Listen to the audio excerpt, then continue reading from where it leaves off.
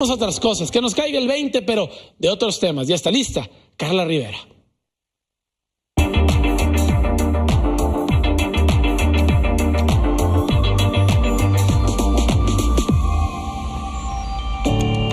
Carla Rivera, te saludo con muchísimo gusto. Hemos estado abordando aquí en Milenio 19 pues uno de los tantos informes, porque ha tenido muchísimos informes, el presidente Andrés Manuel, pero que ocurre en el contexto de los 3 años de su triunfo. Carla, y tú también le echaste un ojo, obviamente, a otros temas. Nosotros abordábamos la seguridad, pero entre otras cosas tienes las omisiones. ¿De qué le faltó hablar a Andrés Manuel, Carla?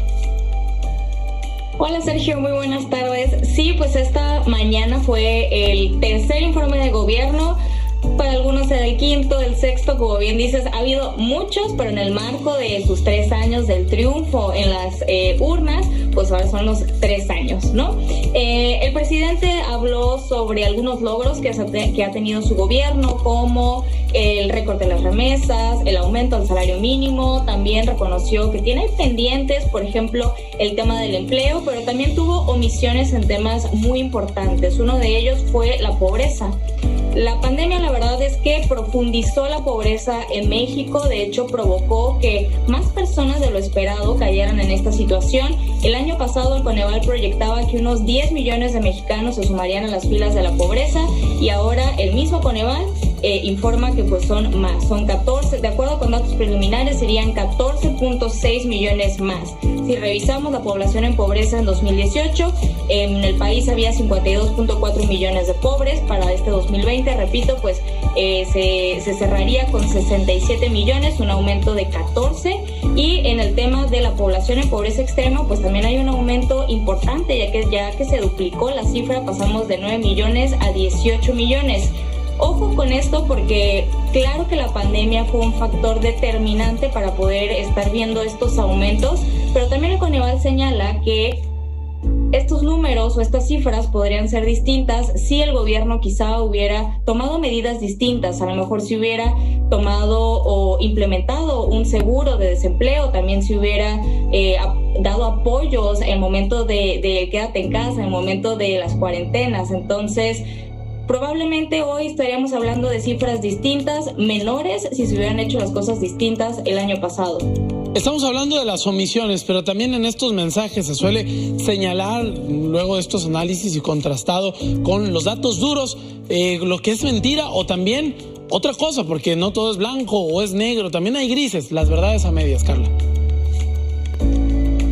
Sí, está muy de moda en estos últimos días. Creo que hablar de mentiras, hablar de falsedades, hablar de verdades a medias. El presidente cometió una en este tercer informe, que es sobre la deuda pública. Él comunicó que su gobierno no ha contratado más deuda, lo cual es cierto, pero no significa que esta deuda no haya crecido. De acuerdo justamente con la Auditoría Superior de la Federación, la deuda del gobierno federal creció a su máximo histórico y alcanzó 9.7 billones de pesos. En contraste, el año pasado, en 2019, se encontraba en 8.2 billones.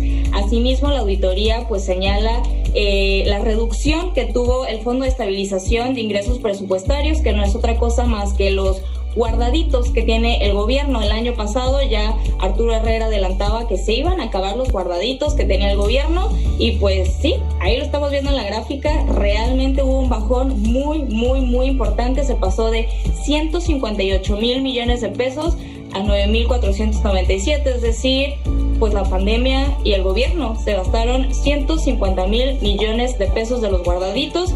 Ojalá de verdad que pues no venga una crisis parecida a la que se vivió el año pasado, porque si no, no va a haber recursos para enfrentarla. Bueno, pues ahí está lo respectivo a la deuda. Hablábamos al principio de las omisiones, de lo que le faltó decir a Andrés Manuel, obviamente para mal, pero quizás se le quedó algo ahí en el tintero para presumir, algún acierto. Sí, a ver, la administración pública tiene un sinfín de indicadores que se pueden analizar en el sentido de los temas positivos. Creo que el presidente también pudo hablar sobre el combate al huachicoleo. Recordemos que también ha sido una de las batallas que ha enfrentado en su gobierno, y ahora al revisar los datos, pues sí le ha ido bastante bien. Si comparamos el robo de combustible que ha tenido Pemex en estos 2 años y medio de gobierno versus los años del gobierno de Peña Nieto, pues sí vemos una baja significativa. Durante todo el gobierno, todo el sexenio de Enrique Peña Nieto, el crimen organizado, las bandas delincuenciales robaron 103 mil millones de pesos en combustible. Ahora, en lo que va de 2019, 2020 y 2021, ha habido un robo de 7 mil millones de pesos, es decir, de un 7% con respecto a lo robado en el sexenio de Enrique Peña Nieto. Evidentemente el ideal es llegar a cero y que no se robe nada, pero creo que sí es un logro importante. Ahí está pues parte de los balances que hiciste de cara a estos 3 años ya del triunfo de Andrés Manuel y de cara también a este mensaje, a lo expresado por el presidente Andrés Manuel. Carla Rivera, me ha caído el 20. Qué bueno, muchas gracias, Sergio. Gracias a ti, nos vemos la siguiente semana. Te invito a que busques lo mejor de nuestras producciones en el canal de YouTube de Milenio. Suscríbete y activa la campanita para que no te pierdas ningún video.